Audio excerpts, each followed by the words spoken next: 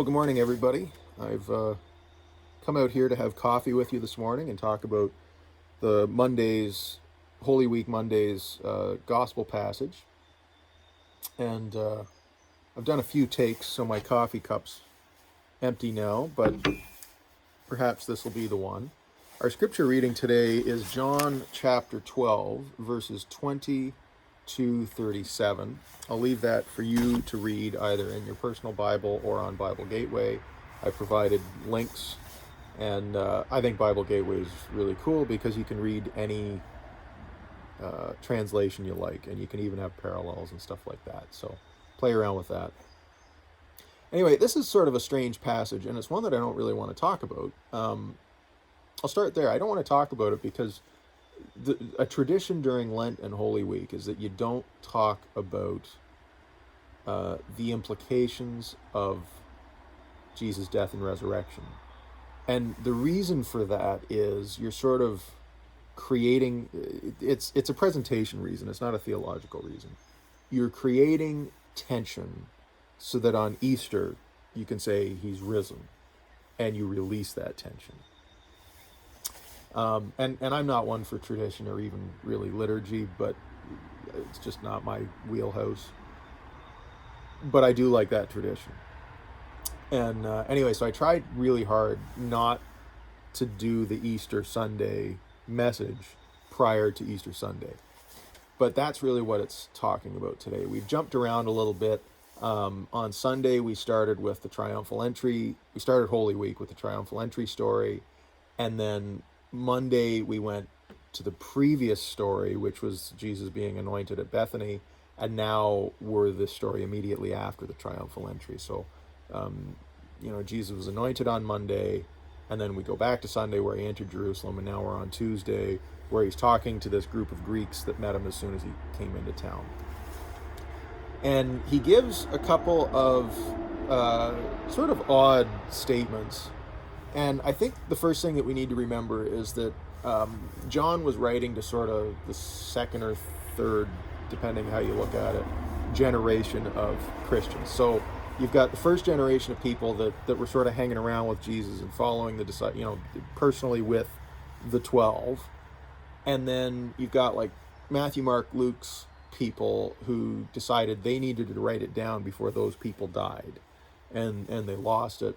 And then you've got John that kind of came a generation later, and he's not really concerned with telling the story. He's concerned with using the story to interpret the story. He's theological.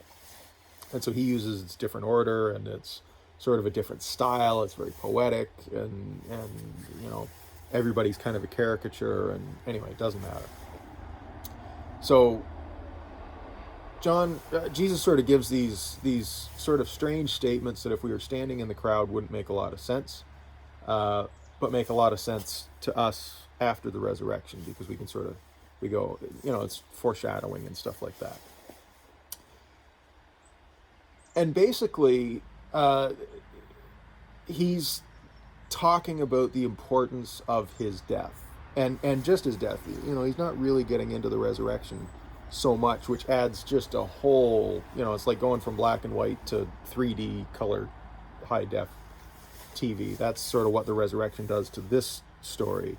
But even Jesus' death is good news, and it's sort of a wonderful model, even though it's hard to swallow. And the reason for that is that the gospel is very much about how we manage change. It's about working towards God's sense of justice for the world, which requires change. And the thing with change is that there's always conflict with change. Even if we want things to change, the fact that they haven't changed means that there's a reason for them to not change. Either we're afraid, or we don't know how, or, all kinds of things. There's always conflict with change. And small changes, the conflict's kind of minor and we don't notice it. And then the bigger the change we get, the harder it is. So, imagine a corrupt government. Usually the only way we know how to deal with a corrupt government is violent revolution, or we put up with it. Either way, people get hurt. And perhaps we can think about it like a pendulum. When we have change, the pendulum doesn't really stay. What we really want is a pendulum to just stay stationary in the middle. But it never does. It ends up over here, and then, the more conflict, and it sort of ends up swinging back the other way before it kind of settles in the middle again. And it rarely settles in the middle. And so, imagine the corrupt government scenario. The pendulum's kind of over here, waiting to be released. But if you overthrow the government violently, you actually sort of start it swinging more. What you want to do with the corrupt government is you kind of want to release it very gently, so it kind of comes down here. But that's never what happens. It even if you just release it peacefully, it'll swing back, and that's kind of how things change. But if you do things violently, it sort of adds to the swing. It adds to the negativity of the situation. And so what Jesus did was model a way to create change that kind of just does this. That doesn't come naturally to us. And it doesn't come naturally to us because it's dangerous. It's really dangerous in a very personal way. Jesus and his disciples and his followers could have started a violent revolution and overthrown Rome. Not that that was really his goal, but that's what a lot of people were expecting. And that's actually what happened later. Israel did revolt, and they took Jerusalem for a couple of years. And then Rome overthrew them, because you don't fight the biggest empire in history. That's just stupid. But anyway, that's what they did, and like a ton of them died. And here Jesus sort of showed the problems with the system, and only he died. There would have been more, but not the same number as with a violent revolution. But he had to take that burden on. And it's the same, like anybody that non-violently stands up to a problem, anybody's going to have that same burden. Like it's you sacrifice yourself for the greater good, and that's what Jesus did. So, he saw the writing on the wall, and I think often we look at prophecies as this big mystical thing, but really all they are is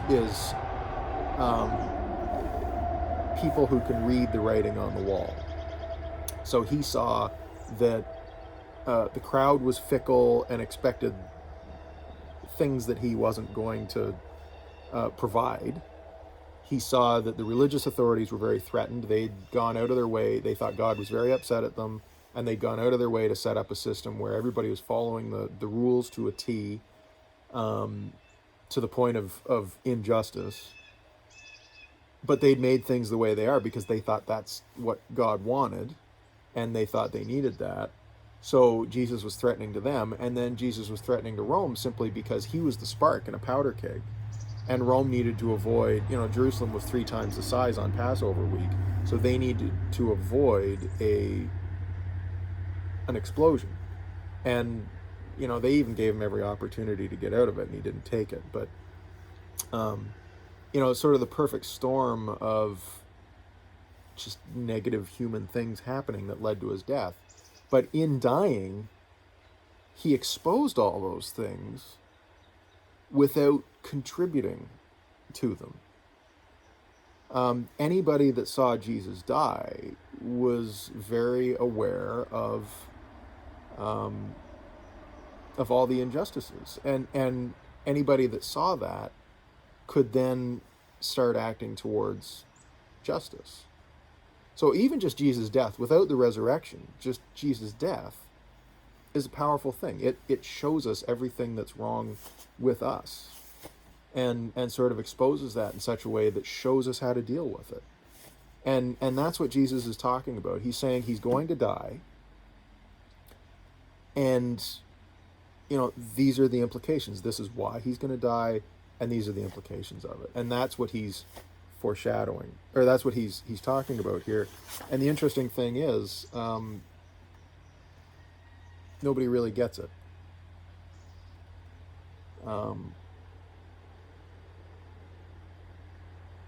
Yeah, nobody gets it. We've had this beautiful model, and then everybody just goes, no, no, no.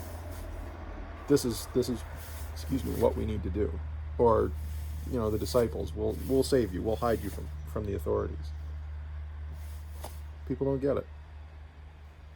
And Jesus knew that people wouldn't. Jesus knew that that's why he was going to die, and that's why he had to die, to show what was going to happen.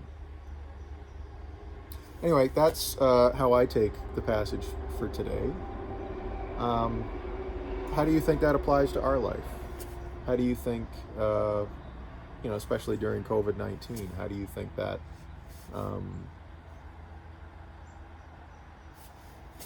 what do you take out of that as action? You can comment below. You can talk to me directly. Phone's always available. Godspeed. Stay safe.